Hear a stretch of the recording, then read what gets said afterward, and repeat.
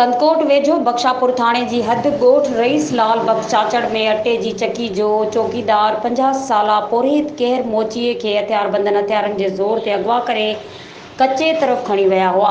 जंहिंखां पोइ 5 ॾींहं अॻु धाड़ेलनि पारां मुगवी जे वारसनि खे फ़ोन करे भूंग बेद तलब कयो वियो हो, जंहिंखे राति देर सां गबलो थाणे जी पुलिस बाज़ियाब कराए वरितो आहे। जॾहिं त SHO गबलो गुल मोहम्मद महर राब्तो करण ते ॿुधायो त ॻाढ़े मोरी वटां ॾोहारी मुगवी खे हिकु हंधि खां ॿिए हंधि मुंतक़िल करे रहिया हुआ त पुलिस ऐं ॾोहारियुनि विच में मुक़ाबिलो थी पियो। मुक़ाबले में ॾोहारी मुगवी केर मोचीअ खे छॾे ऊंधाई जो फ़ाइदो वठी फ़रार थी विया।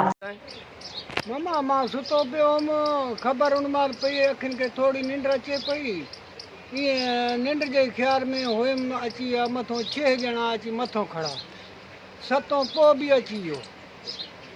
बसि ईअं यकदमि मुंहिंजा निड़ी ते चढ़ी विया, ॿधी करे खयूं, खणण सां गाॾी ते विहायूं, वात ॿधूं। पोइ वात ॿधे खां पोइ आवाज़ न निकितो, पोइ वरी अॻियां विया रूल ते, पोइ अखियूं ॿधूं। पोइ हाणे कचे जे पासे मुंहुं ॾिनो, भई बडाणी रोड वठी पोइ कचे जो पासो हलां पोइ राति जो अलाए कहिड़े टाइम वञी करे मूंखे उते झंग में सटियो।